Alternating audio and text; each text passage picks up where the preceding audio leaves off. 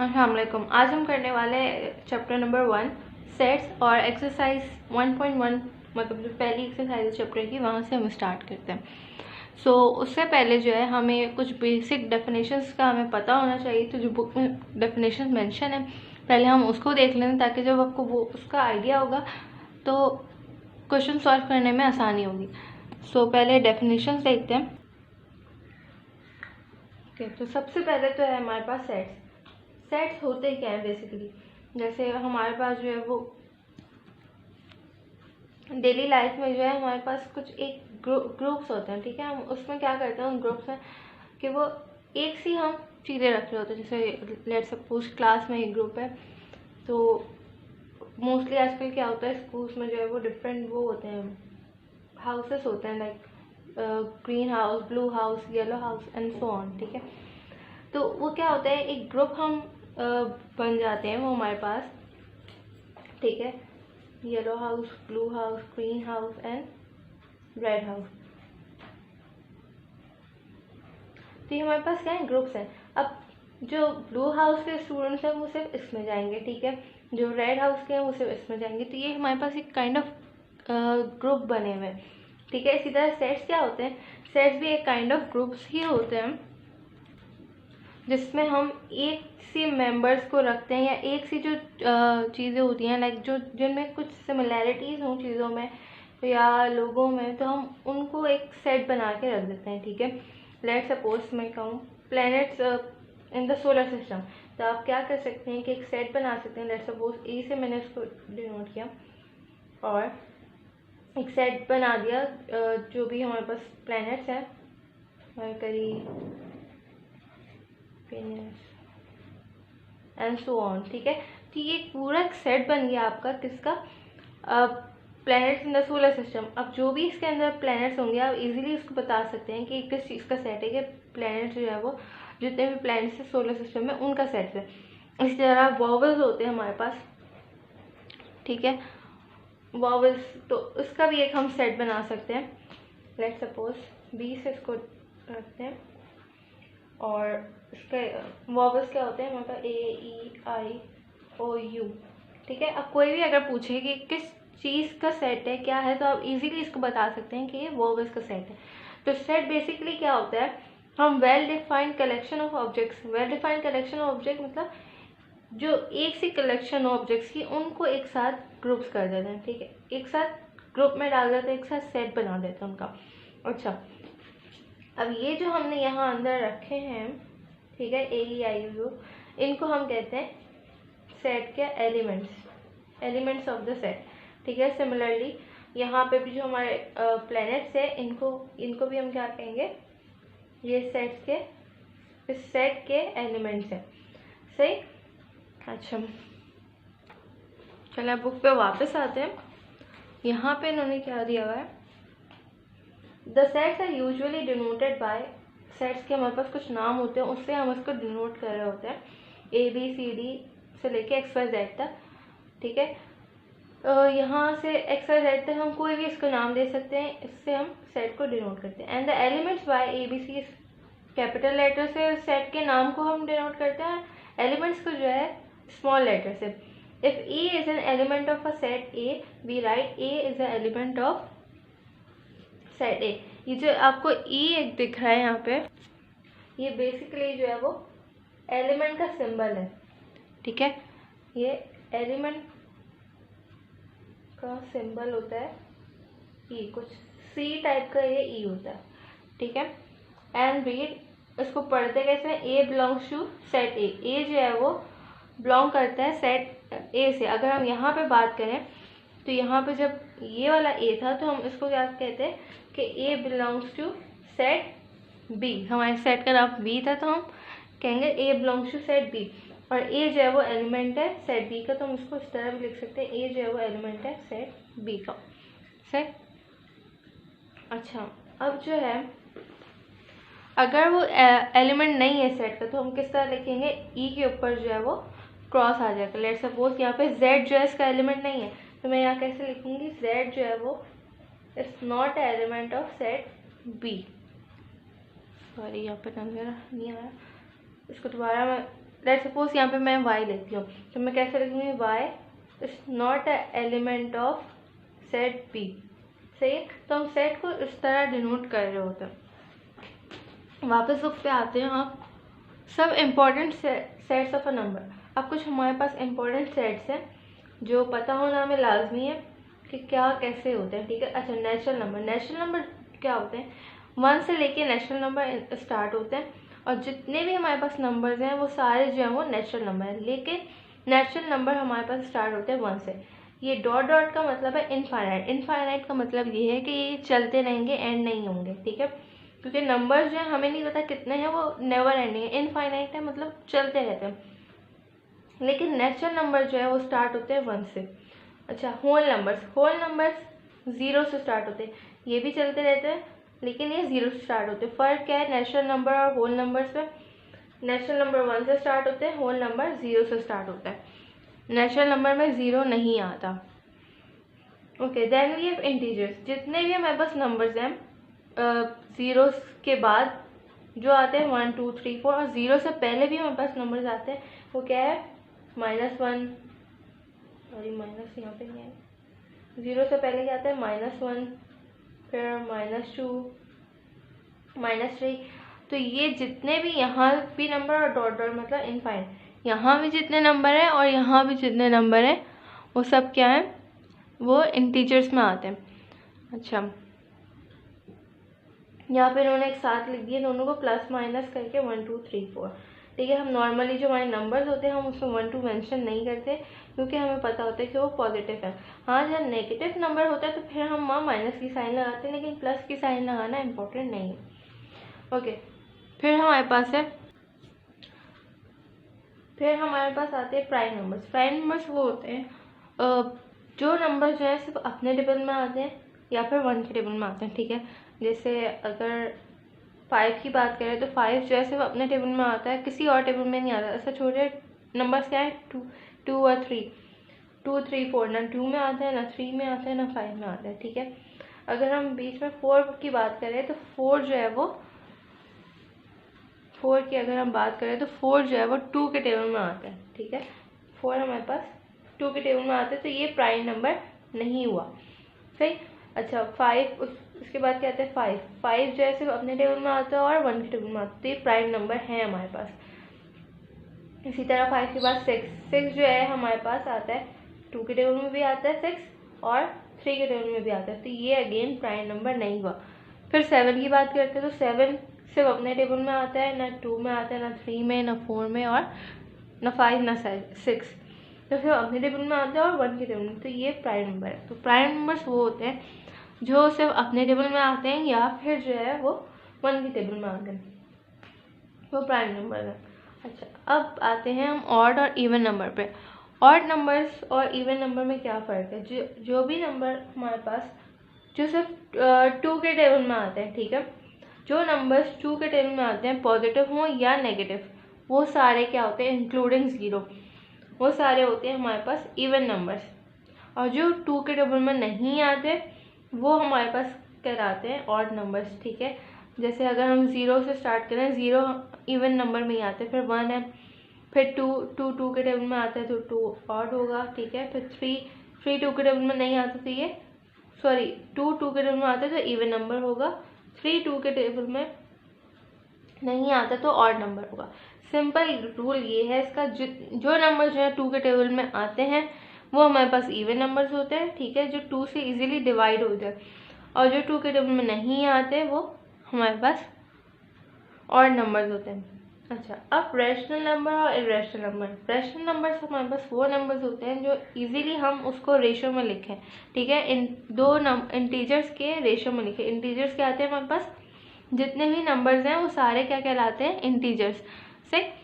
तो rational numbers क्या होते हैं, जिनको हम ऐसे दो नंबर्स का रेशो होता है, ऐसे दो इंटीजर्स का रेशो होता है, दो इंटीजर्स का ही बेसिकली रेशो होता है, ठीक है, रैशनल नंबर।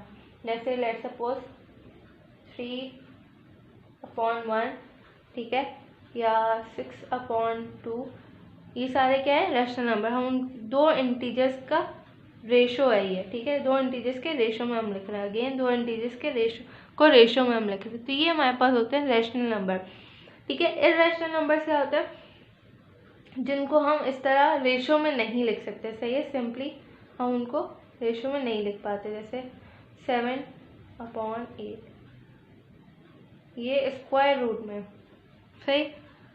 तो यहाँ पे जब हम इसको डिवाइड करेंगे या इसको जब रेशो निकालेंगे तो ये हमारे पास जब डेसिमल पॉइंट में आएगा तो ये पॉइंट के बाद इसकी वैल्यू चलती रहेगी, इनफाइनाइट होगी, ठीक है। लेट्स सपोज 8 को 7 से डिवाइड करेंगे, जो भी आंसर आएगा उसको इनफाइनाइट आंसर होगा।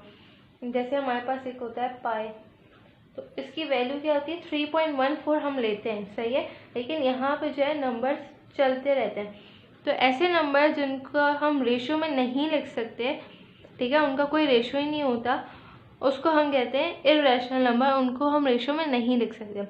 और ऐसे नंबर जिनको हम इजीली दो इंटीजर्स के को रेशो में लिख सकते हैं, हम उनको कहते हैं रैशनल नंबर्स।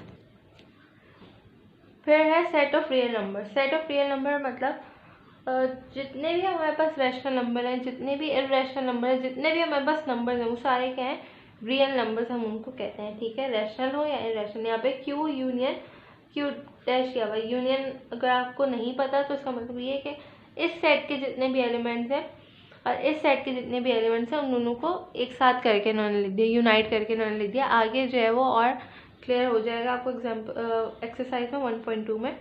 यूनियन का मतलब लेकिन ये है कि इन दोनों सेट्स के जितने भी एलिमेंट्स हैं उनको हमने मिला के लिख दिया। तो ये है रियल नंबर्स जो हैं वो जितने भी रैशनल और इर्रेशनल नंबर होते हैं सारे इसमें इंक्लूड होते हैं। अच्छा, अब हमारे पास सेट नोटेशन है, ठीक है, कुछ सेट की टाइप्स होती है, नोटेशन होती है, वो देखते हैं। सबसे पहले क्या हमारे पास टेबुलर फॉर्म। जब भी सेट इस फॉर्म में लिखा हुआ हो कि जो भी, जैसे एक सेट है हमारे पास, if A B C are elements of a set, ठीक है, ए बी सी जो है वो सेट्स के एलिमेंट है, तो हम उसको कैसे लिख सकते हैं, A equal to A B C, ठीक है। यहाँ पर जो है ये सेट जो है टेबुलर फॉर्म कहलाती है। इस तरह हम जब भी लिखते हैं ये टेबुलर फॉर्म, सही। अगर मैं इसको लिखती sets of a planet solar system और यहाँ सिर्फ नाम लिख देती है कर्ली ब्रैकेट में, तो ये क्या कहलाता है, टेबुलर फॉर्म की। अच्छा, फिर हमारे पास आती है डिस्क्रिप्टिव फॉर्म। डिस्क्रिप्टिव फॉर्म में क्या करते हैं, हम एक डिस्क्राइब कर देते हैं उसको, स्टेटमेंट की फॉर्म में हम उसको डिफाइन कर देते हैं। जैसे यहाँ पे है ये यही वाला सेट है, हमने लिया, उसको किस तरह लिखेंगे, तो set of first 3 letter of alphabet in English, ठीक है। हमने इसको डिस्क्राइब कर दिया कि कौन सा सेट है, फर्स्ट 3 अल्फ़ाबेट है इंग्लिश के। अच्छा, यही सेट अगर हमने लिखना होता सेट बिल्डर फॉर्म में, तो हम किस तरह लिखते हैं सेट बिल्डर फॉर्म में, हमारा यहाँ पे हमारे पास सेट बिल्डर फॉर्म एक एग्जाम्पल है ऑड नंबर्स की, ठीक है। हम इसको किस तरह लिखेंगे, A equals to x slash x, इस स्लैश का जो बार है या स्लैश कह लें, बार है वैसे ये, तो इसको हम कहते हैं सच दैट, इसका मतलब होता है such that is an odd integers. हम पढ़ेंगे कैसे इसको, A is a set of all x, ई जो है वो सेट है ऑल एक्स का, such that x is an odd number, odd integer, x क्या है, ऑड इंटीजर है, ठीक। ए जो है वो सेट है ऑल एक्स का, जो भी एक्स मतलब एक्स को हम यहाँ यूज इसलिए कर रहे हैं, उसको नंबर से डिनोट कर रहे हैं, ठीक है, मतलब जो भी नंबर्स है उसको हम एक्स से रिप्रेजेंट कर रहे हैं, वो सेट है ऑल एक्स का, such that x is an odd integer. Such that दूसरा एक्स किस लिए रिप्रेजेंट हो रहा है कि एक्स जो है वो क्या है, ऑड इंटीजर है। उनको हम कहते हैं set builder form. Set builder form में हम कुछ इस फॉर्म में लिख रहे होते हैं, सही। अच्छा, अब आते हैं नल सेट और एम्प्टी सेट पर। नल सेट और एम्प्टी सेट्स क्या होते हैं, जो सेट ऐसे हो जो जिनमें कोई वैल्यू ना हो, कोई एलिमेंट ना हो, उनको हम कहते हैं नल सेट या एम्प्टी सेट। उसको एक तो हम इस सिंबल से डिनोट करते हैं, ठीक है, या फिर हम जो है एम्प्टी सेट बना देते हैं, ठीक है, कर्ली ब्रेसेस बनाए और उसको एम्प्टी रखा, इस तरह हम उसको डिनोट करते हैं। यहाँ पे एग्जाम्पल है A is a set of x such that x जो है वो ग्रेटर देन है 5 से, एंड एक्स जो है वो लेस देन है 2 से। तो ऐसा कोई नंबर नहीं होता कि जो 5 से बड़ा भी हो और 2 से छोटा भी हो, ठीक है, ऐसा कोई नंबर नहीं होता। 5 से बड़े नंबर क्या होते हैं, 6, 7, 8, और 2 से छोटे क्या हुआ 1। तो ऐसा कोई नंबर नहीं होगा कि जो कि 5 से भी बड़ा हो और 2 से छोटा हो। तो ऐसे में हम उसको कहेंगे कि ये नल सेट है। या तो हम ये वाला सिंबल बना देंगे या फिर हम सिंपली ए इक्वल्स टू और कर्ली ब्रेसेस बना देंगे। सही है, तो एक ही बात है। ओके, अब जो है फाइनाइट और इनफाइनाइट सेट्स पे आते हैं। ऐसे सेट्स जो जिसमें एक ख़ास क्वांटिटी हो, मतलब कुछ एक क्वांटिटी हमें पता हो कि कितनी आनी है या कितने होंगे एलिमेंट, तो ऐसे सेट्स को कहते हैं हम फाइनाइट सेट, जिसकी क्वांटिटी हमें पता हो। लेट सपोज यहाँ पे जो है हमें पता है कि ये 4 ही एलिमेंट्स हैं 1 2 3 4, ठीक है, और डॉट डॉट अगर इसमें डले होते हैं तो मतलब ये इनफाइनाइट होता, मतलब ये सेट चलता रहता। तो ये सेट फाइनाइट है। जैसे हमने वॉवल्स का एक सेट बनाया था, सेट्स ऑफ अ वॉवल, ठीक है, तो ये क्या था, सिर्फ 4 वॉवल्स होते, तो ये फाइनाइट है। आगे हमारे पास और कोई वॉवल नहीं होता, हमें पता है कि सिर्फ 5 ही होते हैं, ठीक है। इसी तरह प्लैनेट्स की एक ख़ास क्वांटिटी है, ऐसा नहीं है कि चलते जा रहे हैं, ठीक है, तो एक ख़ास क्वांटिटी है। तो ये सब क्या फाइनाइट सेट्स होते हैं। लेकिन अगर हम बात करें सेट्स ऑफ नेचुरल नंबर, तो सेट ऑफ नेचुरल नंबर क्या है, हमारे पास इनफाइनाइट है, वो चलते जाएंगे, हमें नहीं पता कहाँ एंड हो रहा है। सही। इसी तरह सेट्स ऑफ ऑड नंबर भी हमें ये नहीं पता कि कहाँ पे एंड हो जाएंगे। ये पता है कि क्या होते हैं ऑड नंबर, लेकिन ये नहीं पता कि कहाँ पे एंड हो जाएंगे, वो चलते रहेंगे। तो उसके बाद हमारे पास आता है इक्वल सेट। इक्वल सेट में क्या होता है, 2 सेट्स इक्वल होते हैं अगर उनके एलिमेंट्स जो हैं सेम हो, ठीक है। कैसे, जैसे यहाँ सेट ए है, ए बी सी डी, और यहाँ सेट बी है, यहाँ पे ए इसमें है, ए इसमें भी है, बी है, बी बी है, सी है, सी बी है, और डी है, डी बी है। तो इसका मतलब क्या है कि ये दोनों सेट्स क्या हैं, इक्वल हैं। इक्वल को हम किससे नोट करते हैं, ए इक्वल टू बी, ये जो है वो इक्वल है बी। अब यहाँ पे एक और सेट है सी, एग्जाम्पल है सी एक सेट है, ए बी उसके एलिमेंट्स हैं, और डी है ए बी डी। अब ए तो है, बी भी है दोनों में, लेकिन डी दोनों में नहीं है। तो यहाँ पे क्या है, हम इसको कैसे लिखेंगे, सी जो है वो नॉट इक्वल टू डी है, सी जो है वो डी के इक्वल नहीं है हमारे पास से। सो ये थे इक्वल सेट, ये था इक्वल सेट। अब बारी आती है इक्विवेलेंट सेट की। इक्विवेलेंट सेट्स क्या होते हैं, 2 सेट जो है वो इक्विवेलेंट होते हैं कब, अगर उनके अंदर जो है नंबर ऑफ एलिमेंट सेम है, ठीक है। अगर मेरे पास एक सेट ए है, उसके अंदर 5 एलिमेंट्स है टोटल, और सेट बी है, उसके अंदर भी 5 एलिमेंट्स हैं, तो दोनों इक्विवेलेंट है, ठीक है। यहाँ पे एलिमेंट्स का सेम होना ज़रूरी नहीं है, वो इक्वल में सेम होना ज़रूरी है यहाँ पे, लेकिन नंबर ऑफ एलिमेंट सेम होना ज़रूरी है। जैसे एक सेट में 10 एलिमेंट्स हैं, तो दूसरे में भी 10 होना ज़रूरी है, तो वो इक्विवेलेंट होंगे। और इक्विवेलेंट का सिंबल जो है वो एकदम इससे डिनोट भी करते हैं, और दूसरा इक्विवेलेंट का सिंबल ये होता है, जैसे ए जो है वो इक्विवेलेंट है बी के। सही। तो यहाँ पे इक्विवेलेंट सेट में हम नंबर्स देखते हैं कि नंबर दोनों में सेम होने चाहिए, और इक्वल में हम देखते हैं कि दोनों के एलिमेंट सेम होने चाहिए। फिर हमारे पास आता है सबसेट। सबसेट क्या होता है, a set A is said to be a subset of B if every element of A is also an element of B, ठीक है। एक सेट A जो है वो सेट B का सबसेट तब होगा, सबसेट का मतलब क्या है, उस सेट का सबसेट, ठीक है, कब होगा, जब उसके एलिमेंट जो है वो B के जो भी एलिमेंट्स हैं वो A में प्रेजेंट हो, ठीक है। If every element of A is also an element of B, के जो एलिमेंट्स हैं वो B में मौजूद हो, तो दोनों एक दूसरे के क्या होंगे, सबसेट।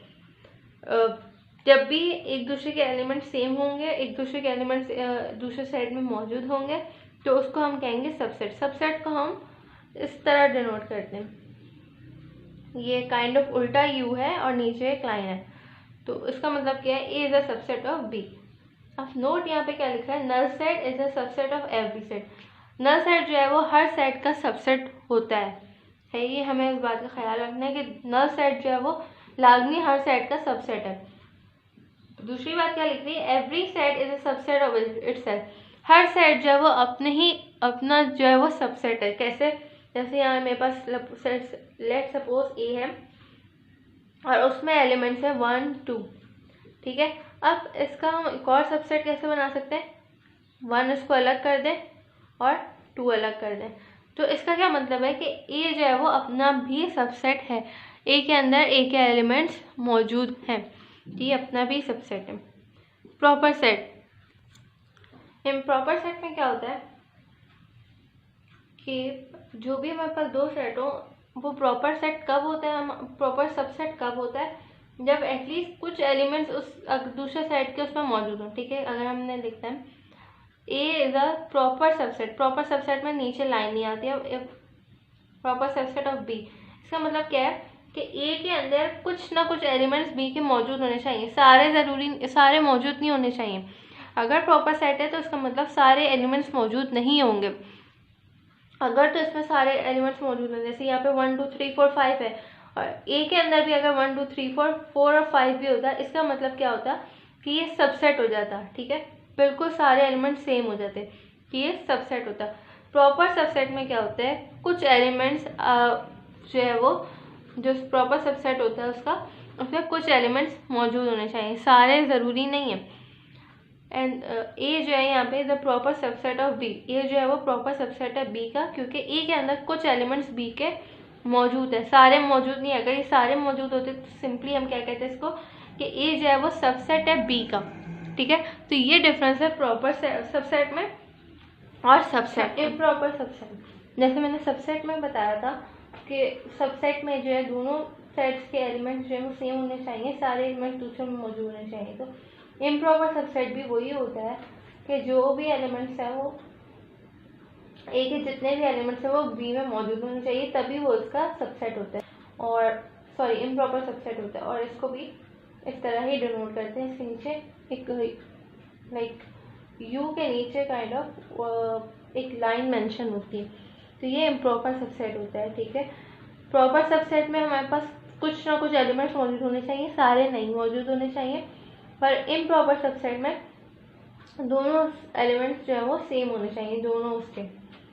अच्छा, इस set is an improper subset, example लिख लेते हैं। एग्जाम्पल यहाँ पे क्या कह रहे हैं, A equals to 1 2 find all the subsets of A. हमें ए के जो है जितने भी सबसेट्स हमारे बन सकते हैं, जितने भी सेट्स बन सकते हैं इसमें से हमें वो बनाने हैं, इंक्लूडिंग प्रॉपर सबसेट और इम्प्रॉपर सबसेट। प्रॉपर सबसेट में तो हमने क्या कहा था कि एक तो सेट जो है वो हमेशा नल होता है, तो एक नल का सेट बन जाता है, ठीक है।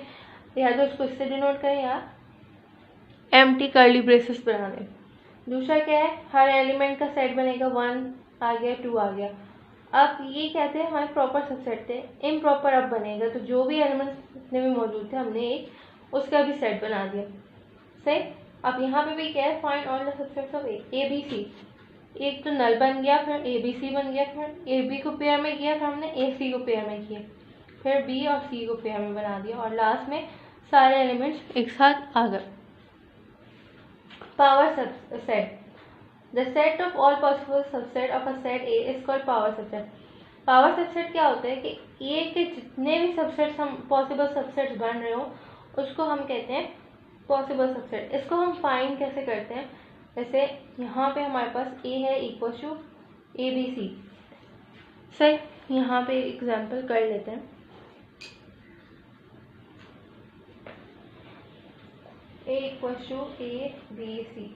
अब पावर सेट कैसे बनेगा, इसका हमने सबसे पहले पावर निकालनी है, ठीक है। तो यहाँ पे हम इसको सॉल्व इस तरह करते हैं कि ए की पावर ए इक्वल टू 2 की पावर n। n यहाँ पे मतलब ये है कि जितने भी नंबर्स हैं, जितने भी एलिमेंट्स हैं सेट में हम उसको लिखेंगे। तो यहाँ 2 की पावर आ जाएगी 1 2 3, 3 एलिमेंट्स हैं 3 आ जाएगी। इसको सॉल्व कर लेंगे, 2 की पावर 3 का मतलब ये 2 को आपस में 3 दफ़ा मल्टीप्लाई करेंगे,